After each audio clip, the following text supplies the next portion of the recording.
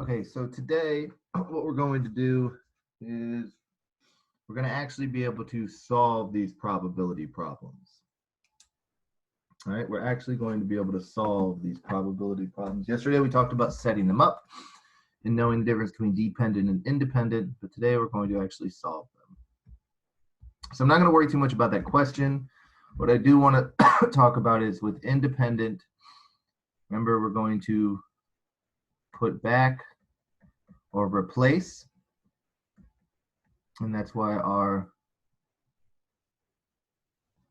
and that's why our denominator is going to stay the same. All right, and then dependent, what we're going to do is we're going to take away, and that is why our denominator is going to decrease. All right, so let's just jump into a couple of these. Select a situation representing independent events. All right, so remember, we talked about some of these yesterday. So spinning a spinner or flipping a coin. Can you take away the side of a coin? No. Can you take away part of a spinner? No. So, we replace, or in this case, kind of leave it alone, but, we don't take anything out. That's going to be A is good. Let's see, we're taking a card from a set of 10 cards and not replacing it. Not replacing it. So B is not good. C, taking one Starburst out of the pack and then we're eating it. If you eat it, you can't replace it. Taking a toy from a toy box and losing it. If you lose it, you can't replace it. Taking a card from a set of 10 cards, replacing it, good. So we're replacing it. And then rolling a die 4 times. Can you really take the side of a die away? And the answer is no. So if we were going to select all, remember this all here, situations representing independent events, we would have A, E, and F. All right. So Jeff has 2 jars of candies that are all the same size and shape. Jar A has 2 cherry candies and 6 watermelon candies. Jar B has 4 lemon candies and 8 grape candies. Now notice we have 2 different jars. Most of the time we've been just working with picking, candy out of one jar or one bag. But you will see a question like this on the test. So which of these best describes a dependent event? Well, remember, dependent means that we are taking away, right? Or not replacing. Not replacing. So randomly selecting one candy from jar A, replacing the candy. Over replacing it, that means it's independent, so it can't be A. Randomly selecting one candy from jar B, not replacing it, the candy, then randomly selecting another candy from jar B, good. Randomly selecting one candy from jar A, then replacing the candy, that makes it independent, so it's going to be C. D, randomly selecting one candy from jar B, not replacing it, and then randomly selecting one from jar A. Okay, so we have 2 where we don't replace, and that for us is usually like ding, ding, ding, dependent. Remember, if it's going to be dependent, it needs to be from the same jar. All right. So we have jar B and answer B. And then in answer D, we have jar B and jar A. Well, it's not going to be dependent if you're picking something from one jar and then picking it from the other. So the answer is not going to be D, and the answer will, in fact, be B. All right, so we don't really go over this a lot, but just know that for independent and dependent events, or for dependent events for sure, it's definitely going to want to be from the same jar. All right, so these cards are same size and shape and are placed in a bag. What's the probability of selecting the letter E, replacing it, and then selecting the letter A? Well, we're replacing it, so we know that it's going to be independent. And if it's independent, then we know that the denominator is going to stay the same.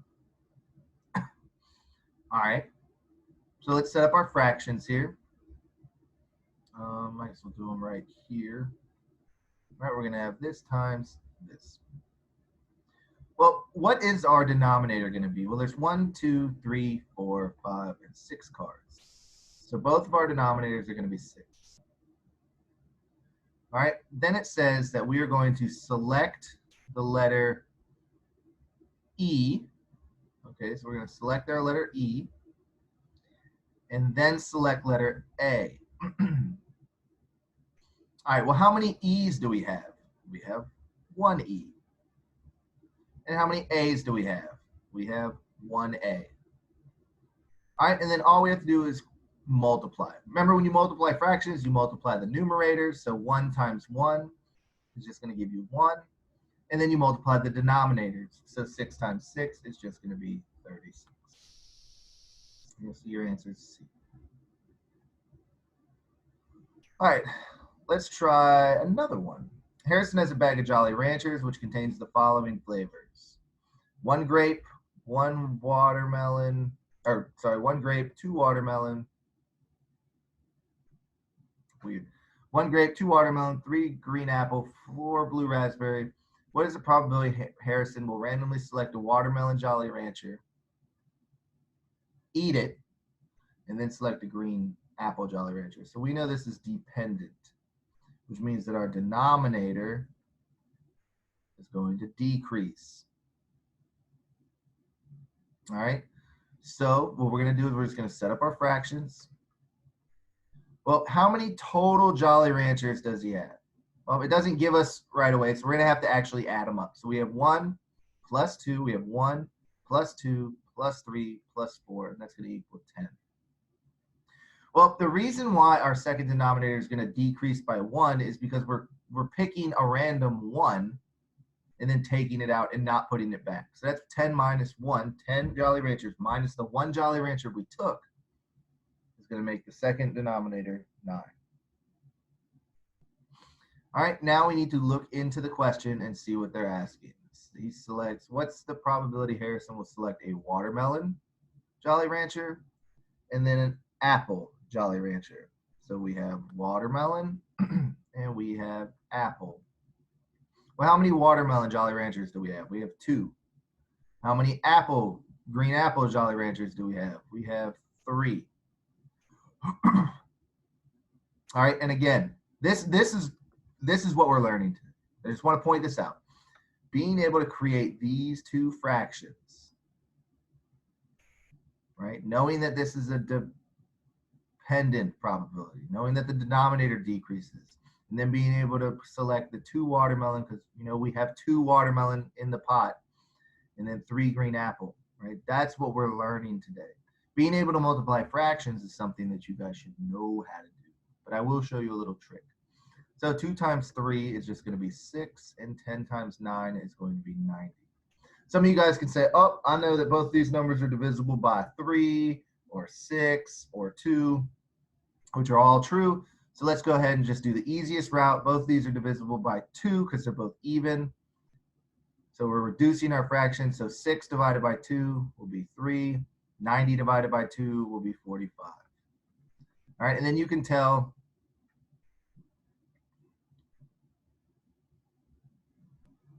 that 45 is divisible by 3. Well, a little trick here is if you add up the numbers, you get 44 plus 5 equals 9, right? 9 is divisible by 3. But either way, 45 is divisible by 3, which will give you, 3 divided by 3 is 1, 45 divided by 3 is 15. So our answer was A. All right, here's the one that I want to show you the trick on and kind of explain it, because this one really applies itself well with this little diagram, or this little bag, I should say. All right, so there are 5 blue starbursts, 2 red starbursts, 1 orange, 4 pink in a bag. Once the starburst is drawn, it is not replaced. Not replaced. All right, find the probability of selecting a red starburst and a pink. Not replaced. So we know it's dependent, which means that the denominator is going to decrease. All right, so let's draw our fractions. All right, so what are we looking for here? Find the probability of selecting a red starburst and then a pink one. All right, well, how many starbursts do we have total? All right, so we have 5 plus 2 plus 1 plus 4, so that's 9, 10, 12. Or if you have a picture, look, 1, 2, 3, 4, 5, 6, 7, 8, 9, 10, 11, 12. All right, now we have to come up here and we have to look. How many red starbursts do we have? How many red starbursts do we have? Whoops, sorry. Remember, it is dependent, so the denominator is going to decrease to 11. All right, how many red starbursts do we have? That's which one we're selecting first, and then a pink one. So red starburst, we have 1 and we have 2. So that's why we put a 2 above the 12. All right, now look, I'm going to take away this starburst. He's gone, right? This starburst is gone. How many, look, this is why our denominator is 11. How many do we have now? 1, 2, 3, 4, 5, 6, 7, 8, 9, 10, 11. All right. And then from 11, we're going to select a pink starburst. Well, how many pink starbursts do I have? 1, 2, 3, and 4. All right. And then you're just going to simplify here. Well, again, this is what we are learning how to do. You guys should know how to multiply fractions and then simplify, but 2 times 4 is 8. 12 times 11 is 132. They're both even, so we can divide both by 2. They're still even, so we can divide both by 2. And then this is as simple as we can get the fraction, so the answer is D. All right, just to kind of give you guys an extra tool, right? I'm just going to show you, this isn't really like a Desmos trick. I wouldn't say use this to do it, but definitely use it to check your work, or use it really to do it, I guess. So what we're doing is, look, this is what we learned. We did the hard part. This is the hard part, getting our fraction set up correctly, okay? So you're just going to come over here to Desmos, type in 2 divided by 12 times 4 divided by 11, hit enter. We know that this is the decimal, but this is an ugly decimal, right? This is the decimal answer. So we're just going to plug in all of our possible choices, and see which one matches up. 1 divided by 24 does not match. 1 divided by 36 does not match. 1 divided by 22 definitely does not match. And then we have 2 divided by 33. And you'll see that that does, in fact, these 2 decimals match, right? So it kind of is a good way you could check to make sure that when you're doing this arithmetic here, that you're getting it right. All right. Excuse me. So let's try another one. You guys will see this one on the exit ticket and on your test. So Clinton will spin 2 spinners at the same time. Right away, we're spinning 2 spinners, right? We're not spinning 1 spinner and then spinning the same spinner again. We're spinning 2 spinners at the same time. So this is going to be a little bit different. So when you read the question, you have to recognize that stuff, all right? So what is the probability that both spinners will land on a color that is not green? And then type the probability in as a percent. Well, let's start with spinner A. Let's just figure out the probability of doing spinner A, okay? And we want it to be not green. All right, so let's see, we have 1, 2, 3, 4 total choices. And how many of these are not green? It's 1, 2, and 3. So we have 3 that are not green. All right, now let's do spinner B, right? Well, we have 1, 2, 3 choices. And how many are not green? 1.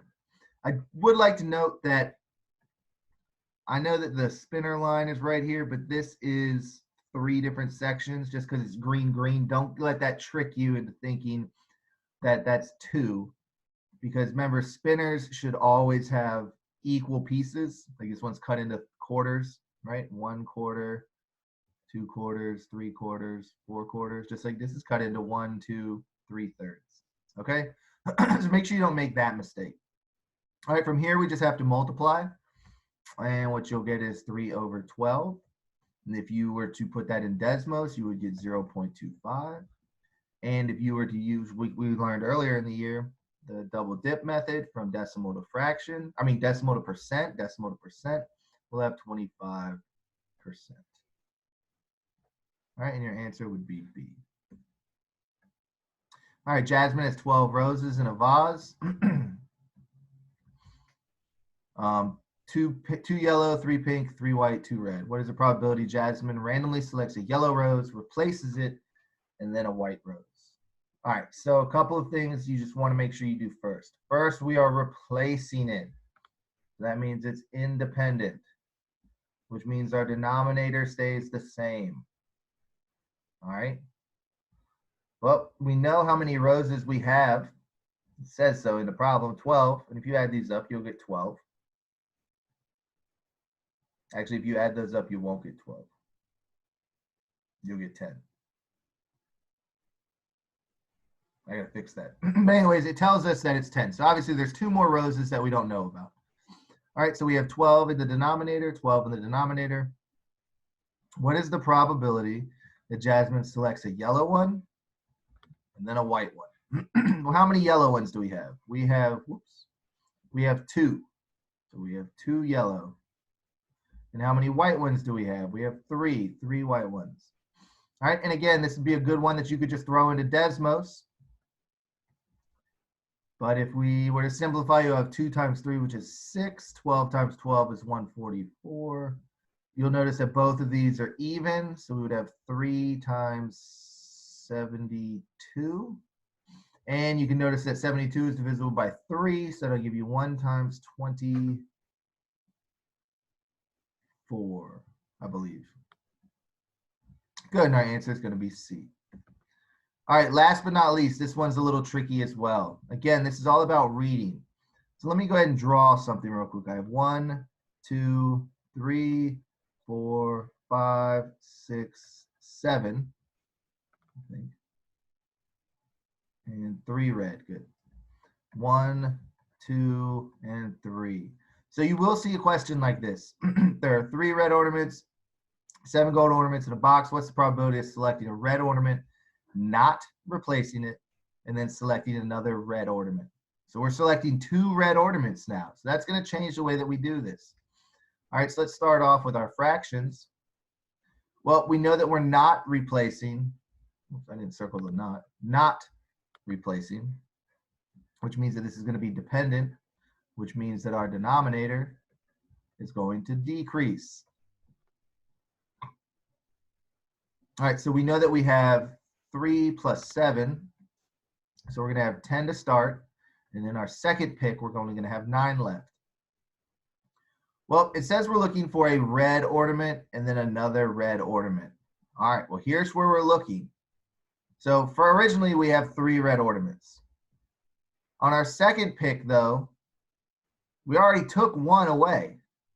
So for our second pick, you can see that we are only going to have 2. So in a problem like this, we lose one of our red ornaments because we already picked one. So you can't just go with the original number. You're going to actually have to use a little bit of thinking.